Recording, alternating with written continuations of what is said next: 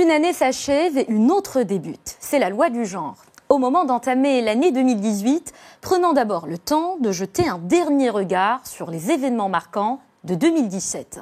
Une année riche en rebondissements, que de souvenirs, de joie, de bonheur, de tristesse et beaucoup de surprises. Alors quels sont ces événements marquants des 12 derniers mois? Notre choix est quelque peu subjectif, bien sûr, jamais arbitraire. Voici donc la rétrospective 2017 de Midi 1 TV et Midi 1 TV Afrique.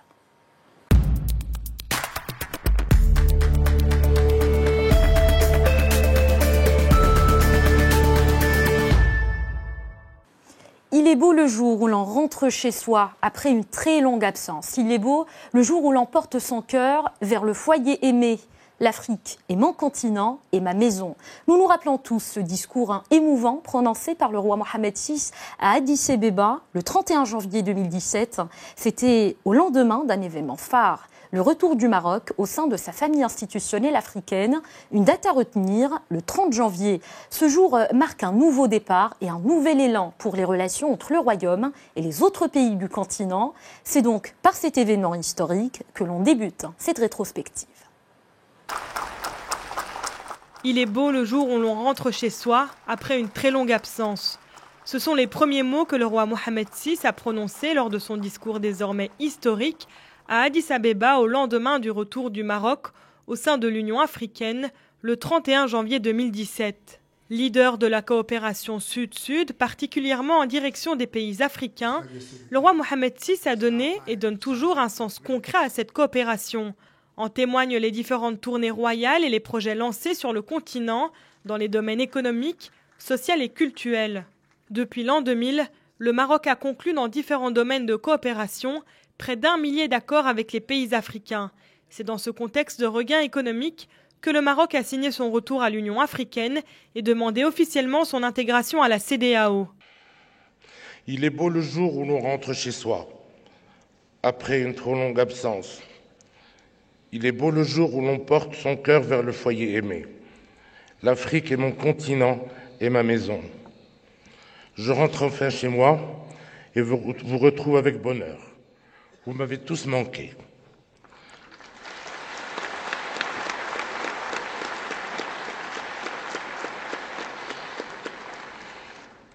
C'est pourquoi, mes chers frères chefs d'État, sans attendre la finalisation des formalités juridiques et protocolaires au terme desquelles le Royaume siégera de nouveau au sein de l'organisation, j'ai tenu à faire d'ores et déjà ce déplacement et à m'exprimer devant vous. Le soutien franc et massif que le Maroc a recueilli témoigne de la vigueur des liens qui nous unissent. Le retrait de l'OUA était nécessaire. Il a permis de recentrer l'action du Maroc dans le continent, de mettre aussi en évidence combien l'Afrique est indispensable au Maroc et combien le Maroc est indispensable à l'Afrique. Le Maroc s'attache à mettre en place des projets concrets dans les secteurs productifs et stimulants pour la croissance et la création d'emplois, ayant directement un impact sur la vie des citoyens africains. En effet, le Maroc, un pays dont l'élan de coopération est très actif sur l'ensemble du continent, notamment dans les domaines économiques, financiers et des télécommunications, est devenu le premier investisseur africain en Afrique de l'Ouest et le deuxième investisseur africain à l'échelle du continent. Le retour du Maroc à l'Union africaine, largement salué, est non seulement une victoire pour le Royaume, mais également pour l'ensemble de l'Afrique. Le 30 janvier 2017 restera ainsi une date historique marquée par le retour du Royaume au sein de sa famille institutionnelle panafricaine, l'Union africaine.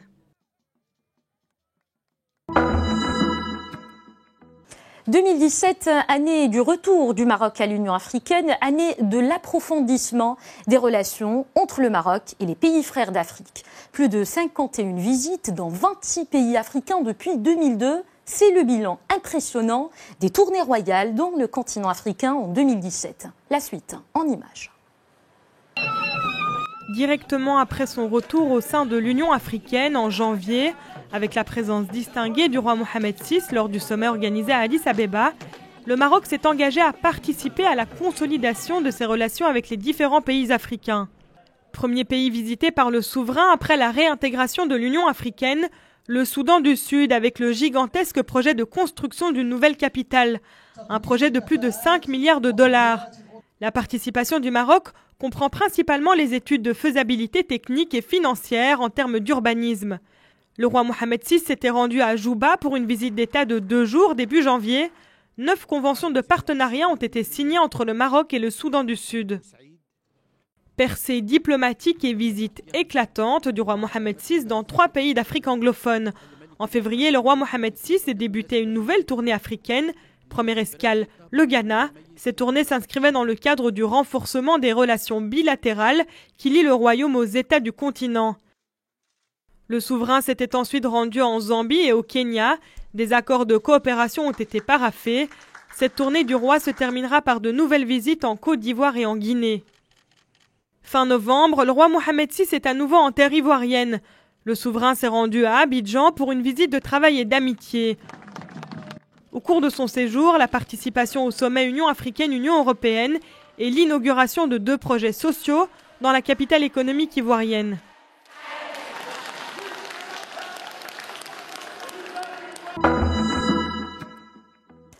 Le Maroc se déploie sur Terre et dans l'espace. Mohamed VI-A, c'est son nom. Le premier satellite marocain a été lancé le 8 novembre depuis la base de Kourou, en Guyane française. La mission a duré 55 minutes et 33 secondes. Si vous aviez raté son lancement en direct sur nos antennes, voici une séance de rattrapage. 4, 3, 2, 1, top. 55 minutes et 33 secondes après son décollage, l'opération de séparation du satellite est couronnée de succès. Le satellite poursuit désormais sa course après 4 ans sur Terre. Il déploiera ses panneaux solaires pour entamer sa nouvelle vie dans l'espace. Ce sont maintenant les équipes marocaines qui prendront désormais les commandes pour orienter les missions du satellite. Le satellite Mohamed VI-A servira notamment aux activités cartographiques et cadastrales, à l'aménagement du territoire, au suivi des activités agricoles, à la prévention et à la gestion des catastrophes naturelles, mais aussi au suivi des évolutions environnementales et de la désertification. Le Maroc s'est ainsi doté d'un dispositif à la pointe de la technologie qui lui permettra une meilleure observation de son territoire et donc une meilleure maîtrise de ses ressources et de sa dynamique de développement. Le satellite marocain sera dédié à l'observation de la Terre et pourra cartographier et prendre des images à haute résolution par n'importe quel temps, de nuit ou en dépit des nuages. Pour le Maroc et toute la région, il s'agit d'un événement considérable qui introduit une dimension nouvelle dans la région et toute l'Afrique. L'acquisition par le Royaume de son premier satellite d'observation fait suite à un travail de longue haleine. En 2013, le Maroc a paraphé un accord d'un montant de 500 millions d'euros avec la France pour l'acquisition de 2 satellites à usage civil. Ces 2 satellites ont été commandés à Thales Alenia Space et à Astrium, devenu depuis Airbus Defence and Space. Le pilotage des 2 satellites sera assuré depuis une salle d'opération spatiale installée à proximité de l'aéroport de Rabat Salé. En mettant sur orbite ce satellite, le Maroc se démarque en tant que pays africain développé, capable de détenir et de gérer un outil aussi complexe qu'un satellite. 2017, année diplomatique mais aussi année politique au Maroc. Ce champ a connu bien des remous. Le dernier en date, les sanctions qui ont mis fin à la carrière de responsables de tout niveau. Les temps changent. En 2017, le Maroc est entré de plein pied dans une ère politique nouvelle où les responsables devront rendre des comptes. Retour sur cette année politique au Maroc. 2017 a débuté par une crise politique majeure qui s'est manifestée par une très longue période de vacances gouvernementales entre les élections législatives de novembre 2016 et la constitution du gouvernement al-Othmani en avril 2017. Pendant 5 longs mois, Abdel-Ilah Ibn Kiran, désigné par le roi Mohamed VI pour constituer une équipe gouvernementale en toute logique constitutionnelle, s'est essayé vainement à cette tâche avant d'être remercié et remplacé par Saad el-Din al-Othmani. Abdel-Ilah Ibn Kiran a ensuite quitté le parti qu'il dirigeait. Hamid Chabat s'est lui accroché jusqu'au bout. Mais le 7 octobre, à l'issue d'un conseil national, c'est Nizar Baraka qui l'emporte lors du 17e congrès du Parti de la Balance. 2017 a aussi montré que l'irresponsabilité et le manque de suivi des projets publics pouvaient avoir des conséquences lourdes.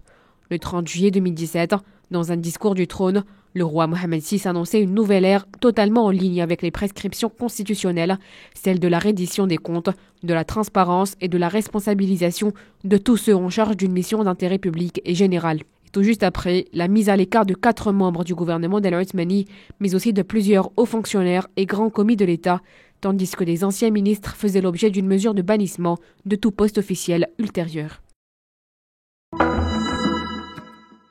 Changement, bouleversement en 2017. L'actualité politique en Afrique a été riche en surprises.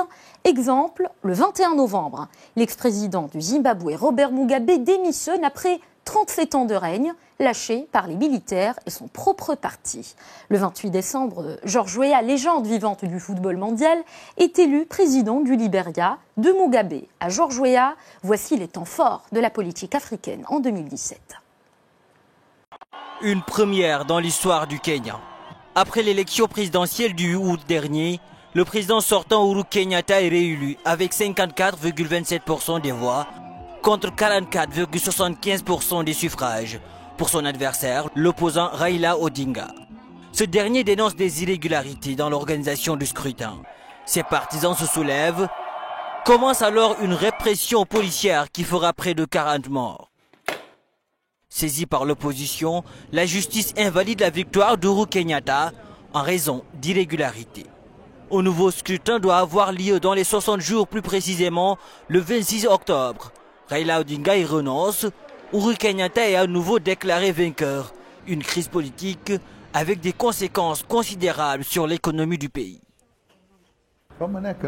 Du point de vue économique, je dirais que c'est le chaos total. Soyons francs.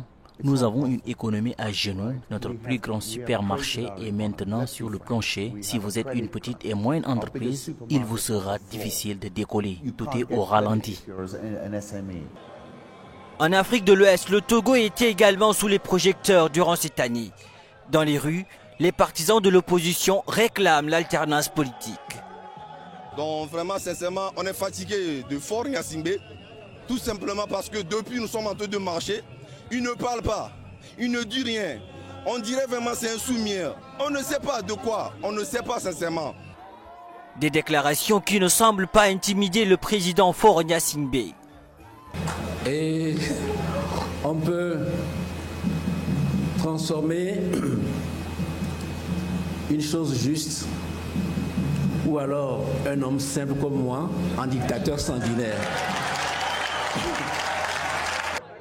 Le vent de la crise aura également balayé la République démocratique du Congo. Au pouvoir depuis la mort de son père en 2006, Joseph Kabila termine son deuxième et dernier mandat le 19 décembre 2016. Après son refus de quitter le pouvoir, un accord conclu avec l'opposition le 31 décembre 2016 prévoit des élections pour la fin de l'année suivante. Plus l'opposition s'entre-déchire, plus le temps passe et moins il sera possible de réaliser ce qu'on attend de l'accord du 31 décembre 2016, c'est-à-dire des élections qui conduiraient à une passation des pouvoirs. Entre contestation, répression et changement à la tête de certains pays, 2017 aura été pour le continent africain une année agitée sur le plan politique. Qui dit terrorisme dit Daesh. En 2017, le groupe extrémiste a perdu la quasi-totalité de son territoire, à commencer par deux grandes villes, Mossoul en Irak et Raqqa en Syrie. Aujourd'hui, ces combattants sont retranchés dans quelques poches à la frontière syro-irakienne. La victoire totale contre Daesh est proche. C'est un acquis indéniable de 2017. Moins de 1000 combattants de Daesh se trouvent encore en Irak et en Syrie. Les deux pays ont proclamé la victoire dans leur guerre contre les terroristes de Daesh. Pour l'Irak, l'annonce de la victoire a été faite le 9 décembre dernier. Les terroristes avaient constitué un califat de fait à cheval sur les deux pays après une offensive en 2014. La défaite militaire de Daesh en Irak, facilitée par l'appui de la coalition internationale dirigée par les États-Unis, marque un tournant dans la lutte lancée il y a 3 ans pour en finir avec cette organisation terroriste, responsable d'exactions et d'attentats sanglants. La Russie, quant à elle, impliquée militairement sur place, a aussi estimé que la guerre contre Daesh était terminée. Cependant, les membres du gouvernement, comme le Premier ministre irakien, ont indiqué rester sur le qui-vive. Si Daesh ne contrôle plus à proprement parler 1 cm² du territoire irakien, il possède encore des caches et des dépôts d'armes en Irak. Le 17 octobre dernier, la Syrie a été le théâtre d'une autre victoire majeure contre Daesh. Suite à de multiples offensives menées par les forces démocratiques syriennes, l'organisation terroriste a perdu la majeure partie du territoire conquis en Syrie. La reprise du contrôle total de Raqqa est une victoire hautement symbolique. Raqqa, ville millénaire à majorité sunnite, située au bord de la Syrie, est devenue en mars 2013 la première capitale provinciale à tomber aux mains du groupe de combattants opposés au régime de Bachar al-Assad, 2 ans après le début de la révolte. Daesh prend totalement le contrôle de la cité, qui devient alors sa capitale, le 9 juin 2014. Le succès militaire de la coalition sur Daesh en Syrie et en Irak est indéniable. Cela n'est pour autant pas synonyme de victoire totale sur Daesh. La force du groupe terroriste réside dans son influence idéologique, notamment via Internet, et sur ce plan, la bataille est loin d'être terminée.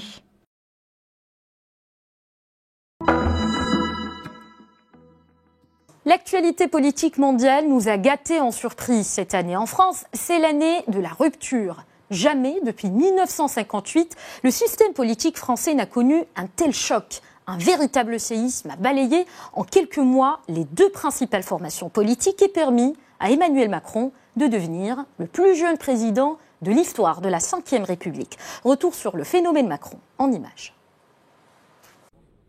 Le 7 mai dernier, 65% des Français ont décidé qu'Emmanuel Macron et non Marine Le Pen serait le président de la République ces 5 prochaines années. Les ambitions mondiales d'Emmanuel Macron ont rapidement émergé dès son élection. Le début de la présidence de Macron a coïncidé avec plusieurs sommets internationaux.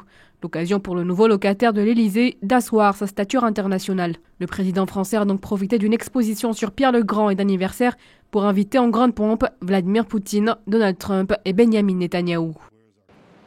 Le président de la République française a aussi réussi à s'imposer sur les dossiers importants du G20. Il s'est notamment distingué sur le commerce et le climat. Le président de la République a voulu prendre le leadership sur la bataille climatique en annonçant un sommet en fin d'année en France. Des acteurs publics, des philanthropes, des entreprises venues de toute la planète ont pris une série d'engagements. La plupart d'entre eux ont pour ambition de dégager de nouveaux financements. Le 13 novembre à Paris, le G5 Sahel trouve les moyens de ses ambitions. Le président français a confirmé un apport de 100 millions de dollars de l'Arabie saoudite et de 30 millions des Émirats arabes unis qui permettent de boucler les besoins. Les pays concernés et la coalition Sahel, composée notamment de l'Union européenne et des États-Unis, apporteront le reste, Bruxelles poussant son aide de 50 à 80 millions d'euros. Depuis son élection, le président de la République a effectué 2 voyages express au Mali, mais le long déplacement du 27 au 30 novembre au Burkina Faso, en Côte d'Ivoire, puis au Ghana, a été l'occasion de fixer le cadre de son approche de l'Afrique, de formuler son projet qui ira au-delà de l'aide au développement.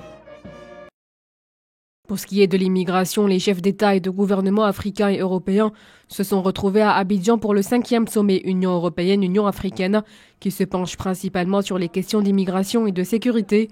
Emmanuel Macron y annonce des opérations d'évacuation d'urgence. 25 réfugiés ont été transférés de l'enfer libyen vers le Niger en attendant leur rapatriement en France. Le 22 décembre 2017, Emmanuel Macron reçoit le président de l'autorité palestinienne Mahmoud Abbas. Macron soutient la Palestine face à Donald Trump. Selon lui, les États-Unis sont marginalisés. Il n'y aura pas de reconnaissance de l'État de Palestine par la France, ni initiative française ou européenne pour sortir de l'impasse le conflit israélo-palestinien. Comptant sur sa prudence, Emmanuel Macron l'a affirmé lors d'une conférence de presse commune avec Mahmoud Abbas. Dans la politique culturelle, parmi les événements qui ont jalonné l'an qui s'achève, le Louvre d'Abu Dhabi qui a ouvert ses portes. Fruit d'un accord diplomatique entre la France et les Émirats arabes unis, il s'incarne désormais dans le bâtiment iconique de Jean Nouvel. Les musées français se sont engagés à prêter 300 œuvres et le Louvre a cédé sa marque pendant 30 ans. Un accord qui a apporté 1 milliard d'euros à la France. C'est notre volonté. Changement de lieu, changement de pays. Nous traversons l'Atlantique et mettons le cap sur les États-Unis. Au pays de l'oncle Sam, certains n'en reviennent toujours pas. Le milliardaire Donald Trump a été investi président le 20 janvier 2017. Il a succédé donc à Barack Obama. Depuis lors, le nouveau locataire de la Maison-Blanche bouscule le monde. Du décret anti-immigration à la reconnaissance unilatérale de Jérusalem comme capitale d'Israël, en passant par le retrait de l'accord de Paris sur le climat. Zoom sur le surprenant M. Trump. Donald Trump a donné le dernier coup de crayon de sa première année au pouvoir, marqué par plusieurs annonces fracassantes qui auront des impacts importants aux États-Unis et dans le monde. Vendredi dernier, Donald Trump a signé une loi historique sur la réforme fiscale qui prévoit les plus importantes baisses d'impôts depuis une décennie et qui poursuit le démantèlement de l'Obamacare, la loi sur les soins de santé de son prédécesseur, Barack Obama. Plus tôt dans l'année, Donald Trump a rouvert l'accord de libre-échange nord-américain et a retiré les États-Unis de l'accord de Paris sur le climat, qui prévoit de maintenir la hausse de la température moyenne mondiale bien en dessous des 2 degrés Celsius par rapport à l'ère pré-industrielle.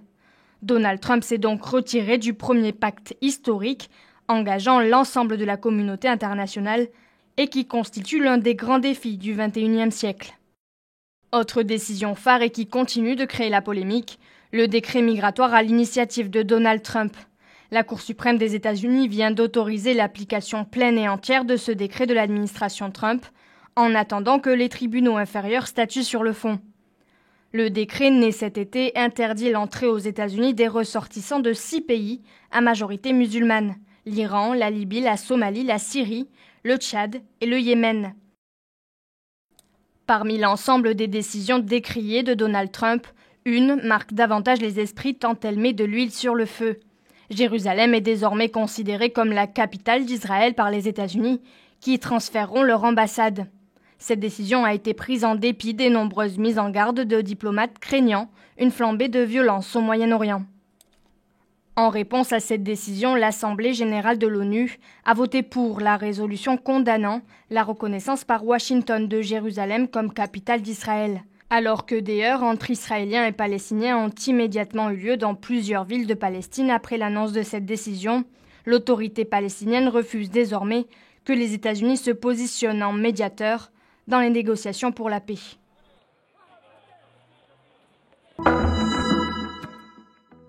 En 2017, les vieux équilibres géopolitiques ont bougé. De nouvelles alliances sont apparues et des conflits inédits ont vu le jour de façon parfois exacerbée. Depuis près de 7 mois, la crise du Golfe oppose le Qatar à l'Arabie Saoudite et ses alliés. Une crise qui marquera sans doute aussi l'année 2018. Regardez.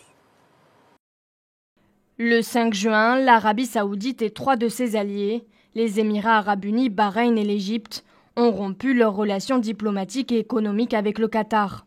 Cette rupture intervient quelques semaines après la visite le 21 mai du président américain Donald Trump, avec qui l'Arabie Saoudite a signé pour 380 milliards de dollars de contrats, dont 110 milliards uniquement en armement. Les 3 monarchies du Golfe accusent le Qatar de soutenir des mouvements extrémistes et d'entretenir des relations cordiales avec l'Iran. Et pour cause, les 2 pays se partagent entre eux le plus gros champ de gaz naturel au monde. Depuis, toutes les tentatives pour résoudre la crise avec le Qatar, qui rejette les accusations et dénonce les sanctions économiques qui lui sont imposées, sont restées sans résultat, notamment celle du Koweït. Le Koweït s'est engagé début décembre à poursuivre ses efforts de médiation dans la crise opposant le Qatar et l'Arabie Saoudite, lors d'un sommet des pétromonarchies du Golfe, marqué par l'absence du roi saoudien. Si l'émir du Qatar, dont le pays est au cœur du contentieux, a répondu présent lors de cet événement annuel, le roi d'Arabie Saoudite a, lui, dépêché son ministre des Affaires étrangères pour le représenter. Ce sommet du Conseil de coopération du Golfe était le premier après la décision de l'Arabie Saoudite et ses alliés de rompre les relations diplomatiques et économiques avec Doha. Après 6 mois de blocus, l'Arabie Saoudite, les Émirats arabes unis, Bahreïn et l'Égypte n'ont pas réussi à faire plier le Qatar.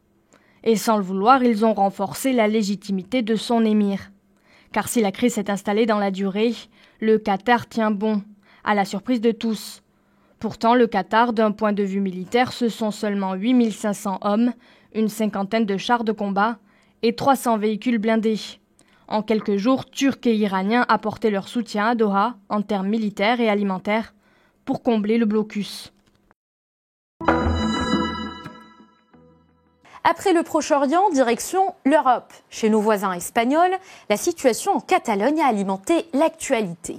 tout remonte au 24 octobre. Souvenez-vous, le Parlement catalan a proclamé la sécession de la région. S'en est suivi la destitution du chef de l'exécutif régional, Carles Puigdemont, de son gouvernement, mais aussi du Parlement catalan. L'étau de la justice espagnole se resserre de plus en plus autour des dirigeants séparatistes. Le dernier épisode de cette crise, ce sont les élections régionales dont les résultats n'ont pas dégagé une majorité claire. Retour sur le feuilleton catalan. C'est le 1er octobre. Les Catalans votent dans un référendum sur la séparation de leur région. Le point de départ de l'une des plus graves crises politiques en Espagne. Le vote se déroule dans une ambiance empreinte de violence et de tension. Les forces de l'ordre tentent à plusieurs reprises d'empêcher la tenue de ce référendum. Malgré l'intervention de la police dans plusieurs bureaux de vote, le gouvernement catalan annonce une victoire écrasante pour les sécessionnistes. Mais Madrid refuse catégoriquement les résultats de ce vote jugé illégal par la Haute Cour constitutionnelle espagnole. Le 4 octobre, le roi Felipe VI place l'union du pays au cœur de son premier discours solennel sur la situation. Selon le monarque espagnol, ce référendum met en danger la stabilité du pays. Les semaines suivantes sont caractérisées par des protestations massives dans toute la Catalogne. Les unionistes brandissent le drapeau espagnol. Les séparatistes exigent à leur tour la reconnaissance de leur référendum controversé. Des dizaines de responsables catalans sont placés en détention pour rébellion et sédition. Après avoir refusé de jouer le rôle de médiateur dans la crise, la Commission européenne condamne la violence et encourage le dialogue. Mais la déclaration d'une potentielle séparation unilatérale par le président Carles Puigdemont ne tarde pas à venir. Les répercussions économiques suivent le train avec le retrait de plusieurs entreprises, craignant une éventuelle exclusion des marchés européens et espagnols. Dans un geste pour le moins apaisant, le président catalan annonce la suspension de la procédure d'adoption de la déclaration de séparation unilatérale. Cette décision, qualifiée d'ambiguë par le gouvernement central, entraîne le déclenchement de l'article 155 de la Constitution. Première conséquence, le gouvernement Puigdemont est destitué. Le Premier ministre Rajoy appelle à des élections régionales anticipées dans le plus proche délai. Menacé de poursuites pour rébellion, Carles Puigdemont se réfugie en Belgique, où il mène depuis son exil volontaire une campagne électorale en tête de la liste Ensemble pour la Catalogne. D'autres leaders sécessionnistes candidatent aux élections régionales derrière les barreaux. De fait, qui rendent ces élections convoquées par le gouvernement espagnol atypiques sur plusieurs plans. La campagne électorale est marquée par une course sans merci entre unionistes et séparatistes. Pour le gouvernement espagnol, ces élections sont décisives pour mettre fin aux ambitions des sécessionnistes. Mais le résultat tant attendu des suffrages est loin de trancher sur la question. Le parti unioniste centriste Ciudadanos remporte la majorité des votes. Les trois formations séparatistes conservent la majorité au Parlement. À l'issue de ce scrutin, les négociations pour la formation du prochain gouvernement de la Généralité s'annoncent être très difficiles. Nous nous sommes arrêtés sur plusieurs événements qui ont marqué l'année 2017. Je vous retrouve après une courte pause pour la deuxième partie de cette rétrospective.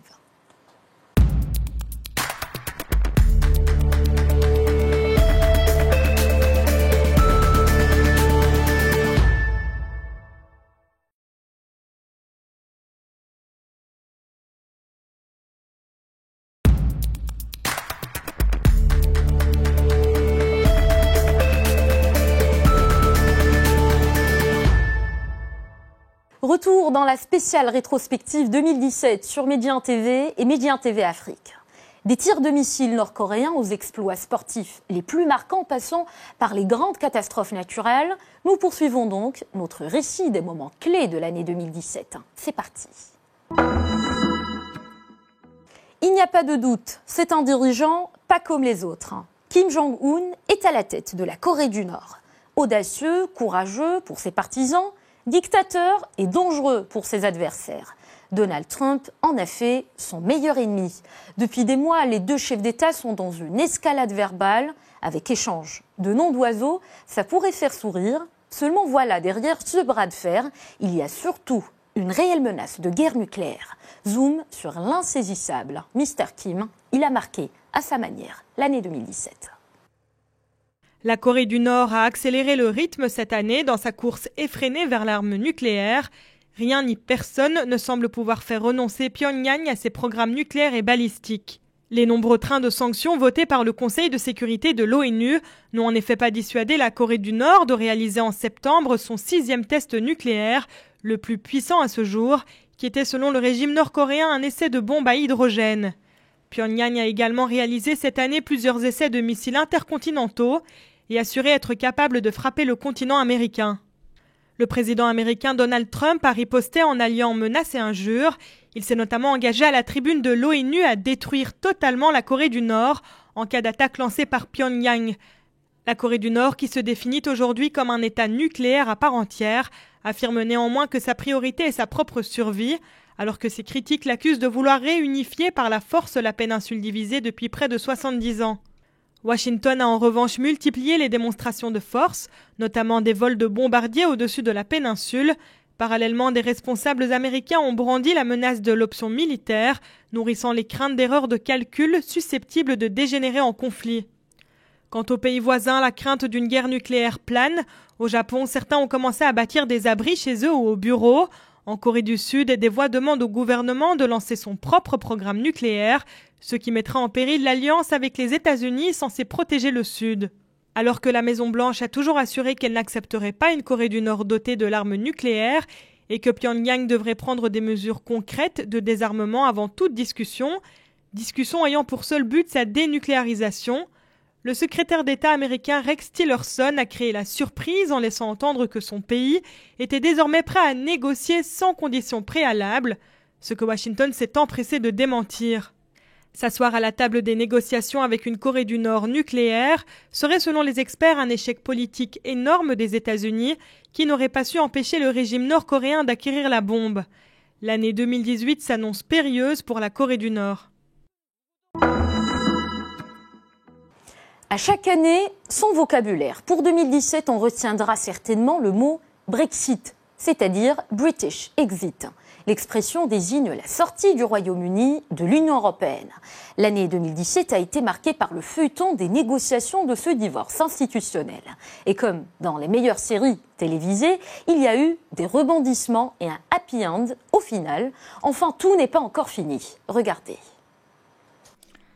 Le 29 mars 2017, le Royaume-Uni déclenche officiellement l'article 50, une clause de retrait introduite dans le traité de Lisbonne et encore jamais mise en œuvre, va régir le divorce du Royaume-Uni avec l'Union européenne. Le 8 juin, pour renforcer son assise politique, la première ministre Theresa May convoque des élections anticipées. Pari raté, elle en ressort politiquement affaiblie. Le 19 juin commence une première phase de négociation sur les conditions de sortie, la facture, le statut des Européens qui vivent au Royaume-Uni et la frontière avec la République d'Irlande. Le 12 septembre, le Parlement britannique a voté dans la nuit un projet de loi visant à abroger l'European Communities Act de 1972. Une première étape décisive dans le processus menant au Brexit est destinée à mettre fin à la suprématie du droit européen au Royaume-Uni.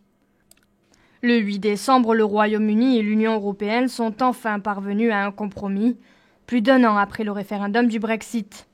À l'issue de négociations intenses menées entre Londres, Dublin, Bruxelles et Belfast, la difficile équation de la frontière irlandaise a été résolue. Le 8 décembre, le Royaume-Uni et l'Union européenne sont enfin parvenus à un compromis, plus d'1 an après le référendum du Brexit. À l'issue de négociations intenses menées entre Londres, Dublin, Bruxelles et Belfast, la difficile équation de la frontière irlandaise a été résolue. L'Irlande du Nord quittera l'Union européenne dans les mêmes conditions que la Grande-Bretagne. Le projet de loi est validé lors du sommet européen des 14 et 15 décembre et lance la deuxième phase de discussion concernant la relation future entre Londres et l'Union européenne, réduite à 27. Afrique, terre d'opportunités, Afrique, la nouvelle frontière du business. Le slogan est connu depuis longtemps, mais chaque année, il prend forme de plus en plus. En économie, 2017 était une année de reprise pour notre continent. Reprise de la production pétrolière au Nigeria, hausse des dépenses publiques en Angola, atténuation des effets de la sécheresse en Afrique du Sud. Bref, les experts sont unanimes. L'Afrique est bien repartie sur la voie de la croissance. La Banque mondiale fait état d'une embellie de la croissance économique de l'Afrique subsaharienne pour l'année 2017. Le taux qui s'établit déjà à 2,6% en 2017 devra atteindre 3,2% en 2018 pour passer 3,5% l'année suivante. Il faut que nos pays renforcent et approfondissent les réformes macroéconomiques et structurelles pour soutenir la croissance à long terme. Ces mesures doivent également prendre en compte le renforcement des institutions pour la croissance du secteur privé. Du côté des emprunts financiers, il reste beaucoup à faire pour les pays africains, le Ghana en particulier, même si la Banque mondiale prévoit un léger rebond entraîné par la reprise de la production pétrolière au Nigeria et la hausse des dépenses publiques en Angola. Nous devons continuer à travailler pour réduire le coût de l'emprunt afin de permettre aux entreprises d'avoir accès au crédit dont elles ont grand besoin. Et j'espère que ces statistiques se traduiront bientôt en meilleures conditions de vie des Ghanéens. En République démocratique du Congo, la situation financière est presque à genoux. La crise politique et la faiblesse des prix des produits de base ont plongé l'économie du pays dans la tourmente. Notre économie étant extravertie, nous achetons presque tout en dehors du territoire national. Pour manger, par exemple, nous dépensons 1,5 milliard de dollars américains chaque année pour acheter à manger en dehors du territoire national, ce qui contraste avec le potentiel que nous avons. La crise économique est une réalité en Afrique subsaharienne, une situation qui a entraîné des vagues de manifestations en 2017 du Nigeria, un géant de l'économie africaine, encore la Zambie, où l'augmentation du coût de la vie a suscité des remous sociaux, tout comme en Angola, où les investissements dans le secteur de l'éducation et la santé ont considérablement chuté. Nous avons déjà perdu trop de temps à discuter alors que la planète se meurt. La lutte contre le réchauffement climatique est au cœur des enjeux de notre époque. En 2017, le Maroc a pris sa part dans ce combat, un combat à poursuivre avec courage en 2018. À l'initiative de la France, le One Planet Summit s'est déroulé le 12 décembre dernier à Paris et a donné lieu à la signature de 12 engagements internationaux en matière de lutte contre le changement climatique. Protéger les eaux, mobiliser la recherche et la jeunesse et faciliter l'accès des collectivités aux mesures en faveur du climat. Le roi Mohammed VI est à cette occasion rendu à Paris pour s'entretenir avec le président Emmanuel Macron. Le Maroc a par ailleurs soutenu le projet de création d'un observatoire spatial sur le climat. Après la COP21 de 2015 qui aura marqué les esprits grâce à l'accord de Paris où 197 États se sont engagés à limiter la hausse des températures mondiales de 2 degrés Celsius, et après la COP22 de Marrakech, la COP23 de Bonn en Allemagne a eu pour mission en novembre dernier de travailler les propositions de texte conduisant à l'élaboration de ces règles. La conférence de Bonn a vu naître une série d'initiatives positives. La princesse Leila Hasna, présidente de la Fondation Mohammed VI pour la protection de l'environnement, a par ailleurs coprésidé la session de haut niveau de la COP23 dédiée à la journée pour l'éducation. Souhaitant s'investir pleinement dans la lutte contre le réchauffement climatique, le Maroc a organisé en septembre à Agadir un sommet des acteurs non étatiques. ONG, collectivités locales et ministres ont fait le point sur les progrès et les actions des acteurs du climat. Autre événement phare, celui de la mise en place de la police des eaux, qui couvrira tout le territoire en vue de protéger les ressources en eau contre les effets négatifs de la pollution. L'année 2018 sera néanmoins décisive pour l'application concrète de toutes ces mesures, avec notamment la COP24 qui se déroulera en Pologne. On les appelle Harvey, Irma, Maria ou encore Ophélia. Certes, ils ont des prénoms sympathiques, mais ils provoquent des catastrophes. Entre août et octobre, 10 ouragans consécutifs se sont succédés dans l'Atlantique Nord. Au Mexique, un tremblement de terre a coûté la vie à au moins 300 personnes. 2017, année des catastrophes naturelles. C'est tout de suite en images. Ouragans spectaculaires, inondations, séismes et incendies ravageurs. Aux quatre coins du globe, l'année qui s'achève a été marquée par d'intenses phénomènes climatiques. La fin du mois d'août, Houston, la quatrième plus grande ville des États-Unis, s'est retrouvée subitement sous les eaux après le passage de l'ouragan Harvey. Des dizaines de morts, des dégâts matériels estimés à des milliards de dollars et des évacuations massives. Une semaine après, le ciel n'a pas été plus clément. C'est Irma, le puissant ouragan qui fait son apparition en Floride et sur plusieurs îles des Caraïbes.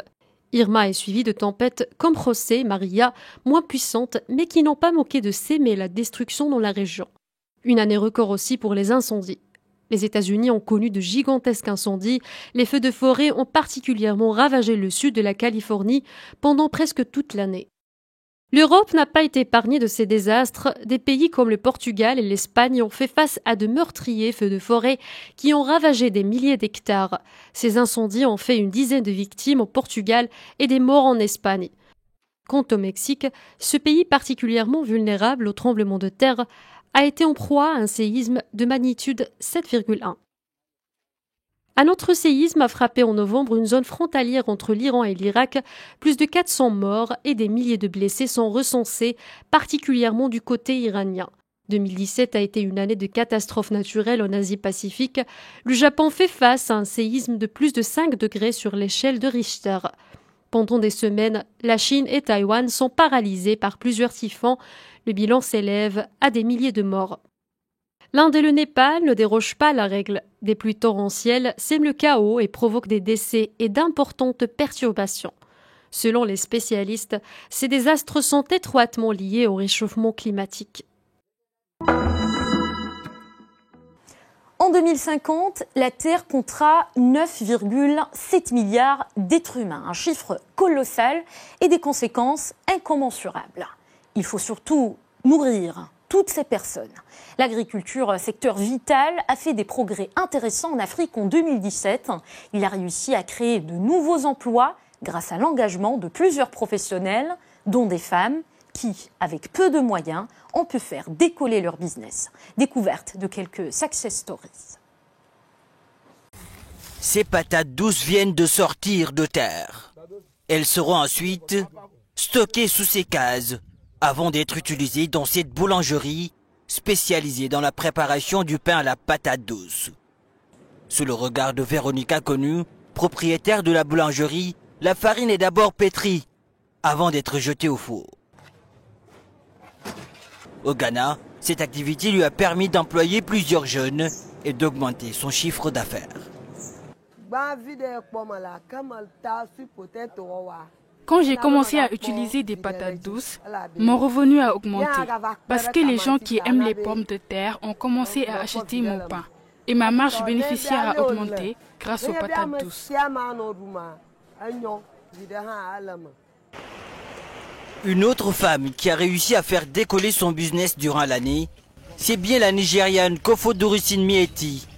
Petit à petit, goutte à goutte, elle s'appuie sur un système d'irrigation moderne pour rendre productive sa ferme. Aujourd'hui, elle y a développé une variété de cultures dont ses tomates qu'elle envisage d'écouler sur le marché africain. Nous essayons de nourrir l'Afrique.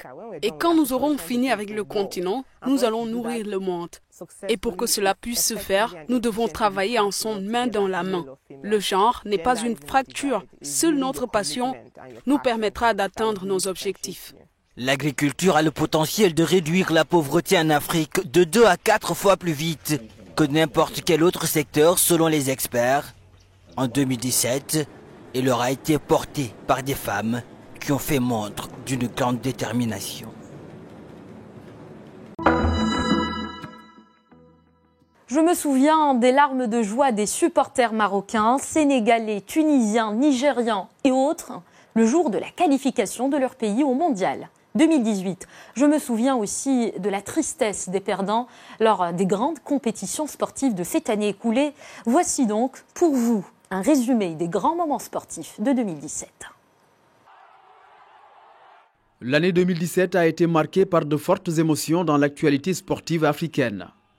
Le Cameroun renoue avec le succès en football continental et remporte son 5e titre à la CAN en finale en février face à l'Égypte, au Gabon pour la 31e édition de cette compétition très disputée. C'est en 2017 avec les qualifications au Mondial Russie 2018 que des pays comme le Sénégal, l'Égypte et le Maroc ont décroché leur ticket pour la Coupe du Monde en juin prochain, après plusieurs années d'absence. Une bonne nouvelle, fêtée en grande pompe dans ces capitales africaines où le football reste le sport roi. En 2017, le Maroc s'est particulièrement distingué dans le foot.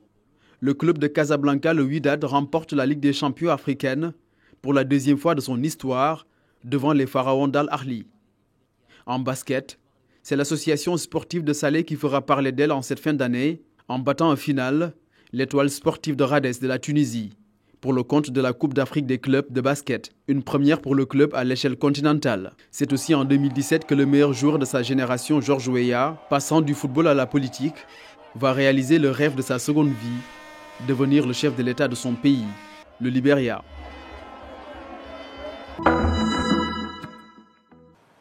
Dix ans après sa disparition, le Sénégal, à l'instar de 30 pays africains, se rappelle le cinéaste Sembène Ousmane.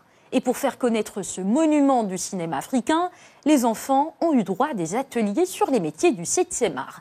Déjà, ils sont prêts à porter haut la relève du cinéma africain, un cinéma qui a connu des moments de gloire en 2017. Regardez. En 1966, son premier long métrage le fait entrer dans la catégorie des réalisateurs engagés. Sembène Ousmane fait partie des cinéastes qui ont donné au continent une place dans l'histoire du cinéma mondial.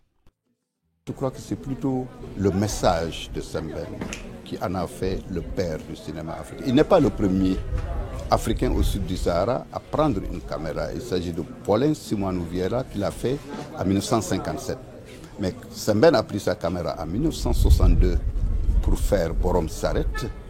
Et depuis Borom Saret, chaque 3-4 années, il fait des films. Et tous ces films ont une seule thématique, promouvoir le changement en Afrique. Autre fait marquant de l'année 2017 dans le cinéma africain, le film Félicité du réalisateur franco-sénégalais Alain Gomis, qui a remporté les Talons d'or de Yenenga du FESPACO au Burkina Faso. Mais pour l'acteur, le financement ne doit pas façonner les histoires racontées.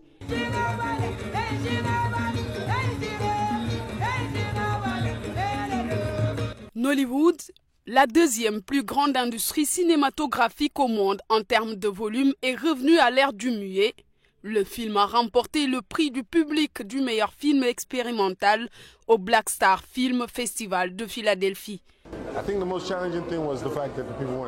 Je pense que le plus grand défi, c'était que les acteurs ne parlaient pas. Le public est habitué à la parole et pour ce qui est de cette réalisation, même nous qui sommes acteurs avions du mal à trouver le bon tempo. C'était pas facile. Les succès se poursuivent et se multiplient pour la plupart des cinéastes africains. Même si le manque de moyens financiers et des industries cinématographiques font défaut, ils parviennent petit à petit à se faire une place dans le cinéma mondial. Ils sont stylistes, designers et créateurs de mode. À travers leur création artistique, des Africains traduisent la richesse de la culture africaine. Cette culture, elle a inspiré en 2017 de grandes marques mondiales à Paris, Milan ou encore New York. La mode africaine n'en finit pas de conquérir le monde. À Dakar, on ne peut parler de mode sans penser à Adama Paris. La designer multiplie les succès sur les podiums internationaux. Elle estime cependant qu'au niveau local, beaucoup reste à faire dans ce secteur. Le but quand même dans une entreprise, c'est pas de prendre des risques non calculés. Donc du coup, pour ça, on a besoin d'un socle et pour ça, on a besoin d'un cadre. Et dans cette industrie, c'est que nous, on est en train de fabriquer le cadre, le socle, la pyramide, ça devient n'importe quoi. L'industrie du textile, principale ressource de la mode africaine, mais le secteur reste sous-exploité, un blocage au poids qu'elle pouvait peser sur l'économie du continent. Cibler les PME est la voie à suivre, car les PME sont les principales actrices de la chaîne de valeur de l'industrie, de la mode, Et la raison est que c'est une industrie en pleine croissance, mais qui a besoin d'investissements supplémentaires pour développer le secteur privé local. Je le répète, les PME et ces PME sont les principales pourvoyeuses d'emplois. De Dakar à Abidjan, en passant par Lagos, l'Afrique regorge de talents dans le domaine de la création. Ces designers peuvent rivaliser avec les concepteurs du monde entier. Je pense que nos concepteurs sont des génies. Beaucoup d'entre eux dévoilent les talents que nous avons en Afrique. Donc, personne ne doit dire que nous ne pouvons pas rivaliser avec les concepteurs de la scène mondiale, qu'il s'agit de ceux d'Europe, des États-Unis ou même d'Asie. Au-delà de l'aspect beauté, la mode pour la noble cause, c'est le choix de l'artiste zimbabwéen rescapé du cancer. Pour elle, il n'y a pas meilleur moyen pour sensibiliser sur ce tueur silencieux. Je peux dire que face à cette maladie, je dois ma survie à la peinture parce que j'active dans l'art abstrait et c'est ainsi que je peux expliquer comment je me sentais à l'époque car il y a de ces émotions et sentiments qu'on peut expliquer comme la peur ou l'angoisse. Aux questions d'existentiel donc qu'on se pose très souvent, moi j'ai trouvé la paix et le réconfort dans la peinture. La mode africaine, moderne et colorée, a su ainsi faire la synthèse entre ses racines et les codes internationaux, un métissage qui gagne de plus en plus en visibilité. Les concepteurs plaident toutefois pour un meilleur appui à l'industrie. L'année 2017 a amené son lot de réalisations, de moments de joie, mais aussi de déception, de douleur et de catastrophes. Le monde accueillit 2018 avec espoir. L'espoir de toute la planète de retrouver la paix et la joie de vivre. Cette rétrospective touche à sa fin. Au nom de toutes les équipes de Média 1 TV et Média 1 TV Afrique, je vous souhaite une très bonne année.